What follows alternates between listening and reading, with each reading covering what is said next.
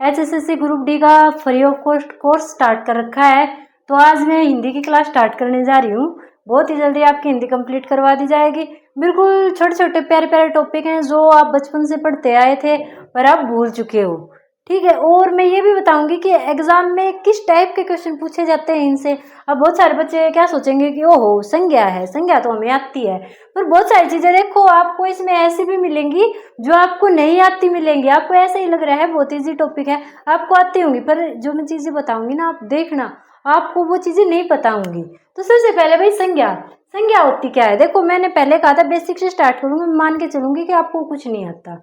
ठीक है, तो वहीं से स्टार्ट कर रही हूँ, वहीं से आपको बता रही हूँ। संज्ञा होता क्या है, जितने भी दुनिया में नाम है ना, जितने भी नाम है किसी भी चीज का नाम, किसी भी वस्तु प्राणी स्थान, ठीक है, वस्तु प्राणी स्थान XYZ किसी का भी कुछ भी नाम है तो वो क्या बोला जाता है, अपना संज्ञा बोला जाता है। आपसे परिभाषा नहीं पूछी जाएगी, ठीक है, इसलिए मैं परिभाषा का रेक्टिफिकेशन भी नहीं करवाऊंगी।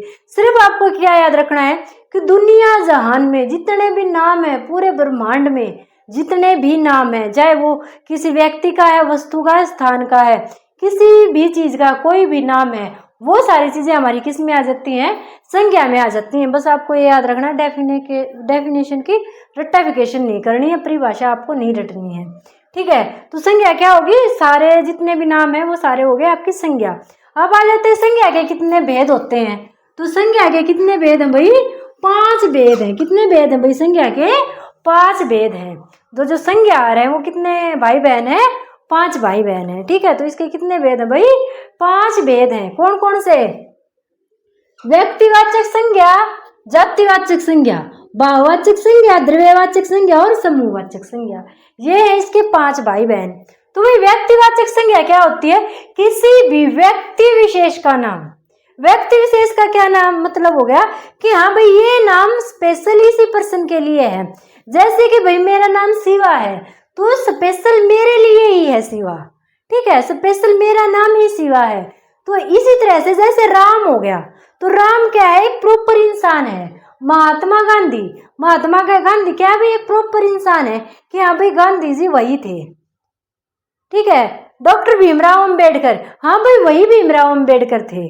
तो क्या है, एक प्रॉपर इंसान के लिए जो वर्ड यूज किया जाता है और सिर्फ इंसान ही नहीं, स्थान के लिए। जैसे दिल्ली, दिल्ली अब एक ही है भाई, पूरे ब्रह्मांड में दिल्ली एक ही है तो वो उसी को हम दिल्ली कहेंगे। भारत, भारत एक ही है। अमेरिका, अमेरिका भी एक ही है। तो इस तरह से भाई एक पार्टिकुलर चीज के लिए जो नाम हम यूज करते हैं वो क्या हो जाएगा, व्यक्तिवाचक संज्ञा हो जाएगी। ठीक है, क्या हो जाएगा, व्यक्तिवाचक संज्ञा हो जाएगी। आगे आता है जातिवाचक संज्ञा, जो एक ही जाति के सभी के लिए यूज किया जाए। जैसे लड़की, लड़की अब ये नहीं बताया कि सीता है, गीता है, शिवा है, कौन है, क्या बता दिया, लड़की। तो लड़की तो कोई भी हो सकती है, लड़की मैं भी हो सकती हूँ, आप भी हो सकते हो, मेरी बहन भी हो सकती है, मेरी माँ भी हो सकती है, कोई भी हो सकती है। तो लड़की, लड़की पूरी लड़की की जाति को शो कर रही है ना, तो लड़की क्या हो गई, जातिवाचक संज्ञा। आदमी, आदमी क्या हो गया भाई, जातिवाचक संज्ञा होगी। आदमी में महात्मा गांधी भी आ गया और नथुराम गोडसे भी आ गया जिसने उसको मारा था। ठीक है, दोनों आदमी है ना, तो क्या है, ये एक जाति को दिखा रहे हैं। पहाड़, नदियां, अगर नदियों का नाम ले दिया गंगा यमुना, वो चली जाएंगी व्यक्तिवाचक में, हाँ भाई गंगा वही नदी है।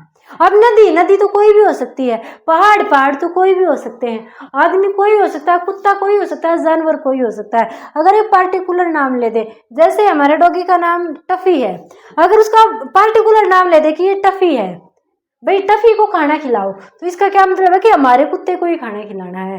भाई कुत्ते वफादार होते हैं, तो इसका क्या मतलब है कि दुनिया जहान के जितने भी कुत्ते हैं वो सारे वफादार होते हैं। टफी वफादार है, इसका मतलब क्या है कि जो हमारा कुत्ता है वही वफादार है। तो दोनों में डिफरेंस समझ में आया कि जो एक चीज के लिए यूज किया जाता है नाम वो व्यक्तिवाचक संज्ञा होगी, और उस जाति के सभी के लिए यूज हो तो वो जातिवाचक संज्ञा होगी।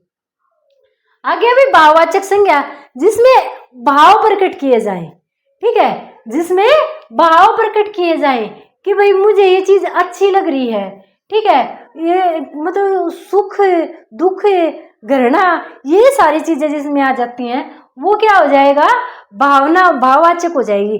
जैसे घबराहट होगी, मेरा मन बहुत घबरा रहा है, तो जो घबराहट हो गई वो क्या हो जाएगी भाई, भाववाचक संज्ञा हो जाएगी।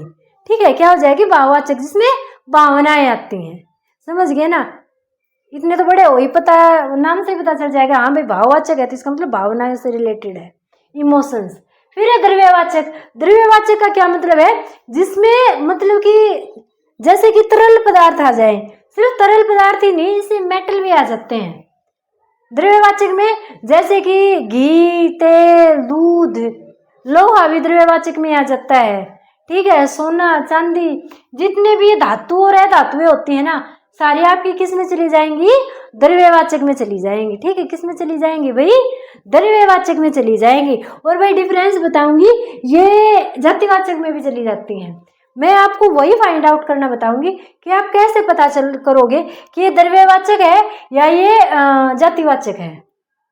ये एक वर्ड है, वो व्यक्तिवाचक में भी प्रयोग होगा, जातिवाचक में भी। तो कैसे आप फाइंड आउट कर सकते हो, वो चीजें मैं अभी बताऊंगी। एक समूहवाचक और बता दूं, समूहवाचक क्या होता है, जिसमें समूह का जिक्र किया जाए, जैसे फौजी की टुकड़ी। ठीक है, फौजी की टुकड़ी में भाई बहुत सारे फौजी होंगे, ये लगा लो भेड़ों का झुंड, तो जो झुंड वर्ड आ गया वो तो समूह को दिखा रहा है। झुंड में तो बहुत सारी चीजें होती हैं, तो इस तरह से जो समूह को दिखाए। क्लासरूम, क्लासरूम हो गई। अब क्लासरूम में एक बच्चा तो होगा नहीं, बच्चों का समूह ही मिलेगा, तो ये सारी हो जाएंगी समूहवाचक संज्ञाएं। अब देखो भाई, अगर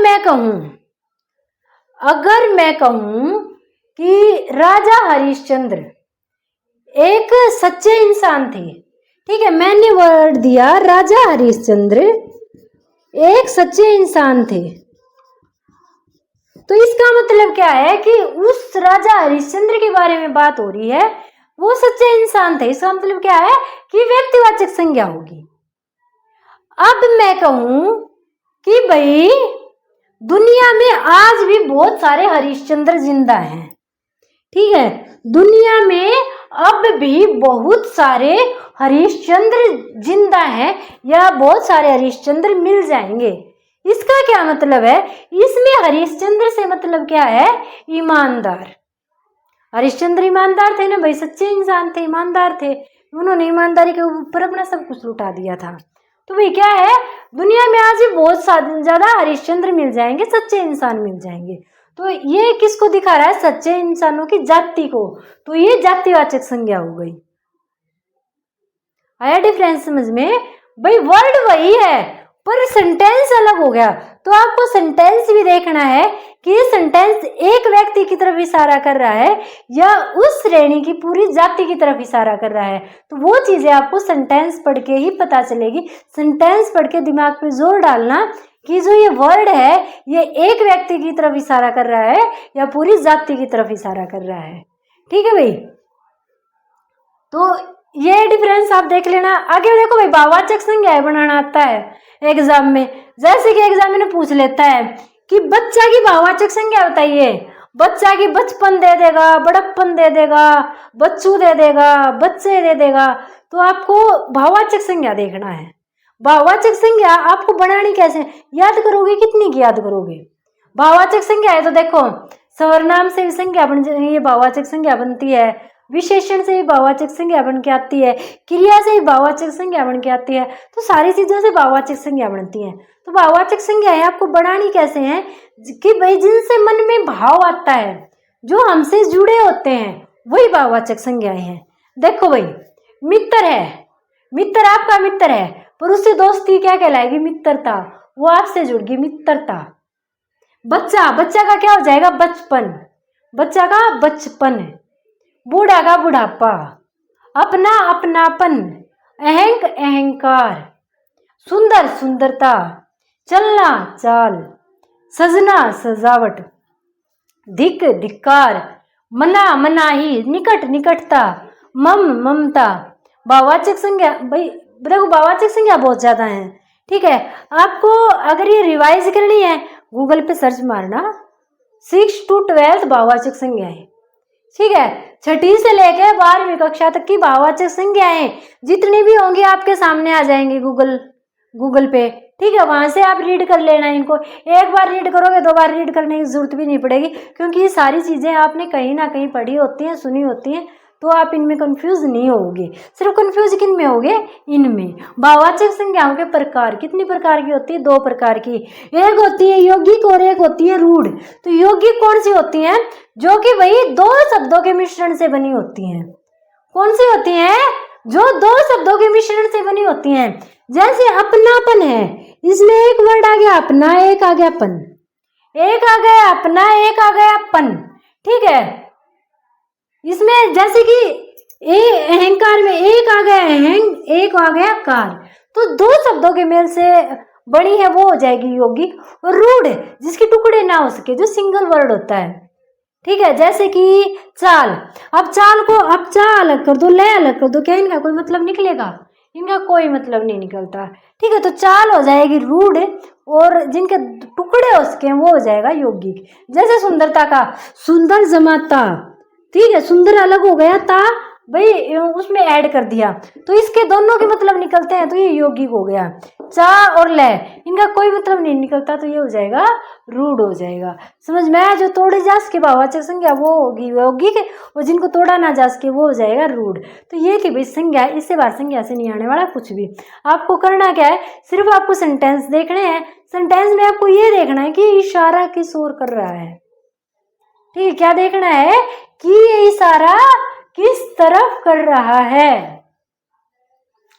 ये जैसे कि मैंने यहाँ हरिश्चंद्र का उदाहरण दिया, यहाँ पे महात्मा गांधी का उदाहरण मिल जाएगा। बहुत सारे ऐसे उदाहरण मिल जाएंगे कि जो व्यक्ति को भी इंगित कर रहे होंगे और जाति को भी।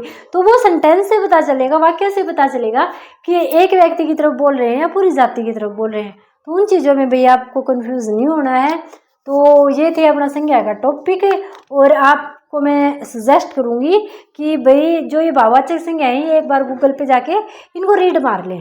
ठीक है, रीडिंग कर लें, लर्न करने की जरूरत नहीं है। रीड करोगे ना, वही आपका चेतन माइंड में चला जाएगा। कोई ऐसी बड़ी चीज़ें नहीं है, सारी चीज़ें आपने कहीं ना कहीं पढ़ी हुई हैं, तो काफ़ी इजी है। और नेक्स्ट वीडियो में मैं नेक्स्ट टॉपिक लेके आऊँगी, संज्ञा के बाद सर्वनाम लेके आऊँगी। तो वीडियो पसंद आई हो तो वीडियो को लाइक और शेयर कर देना, चैनल को सब्सक्राइब कर देना। Thank you. जय भारत।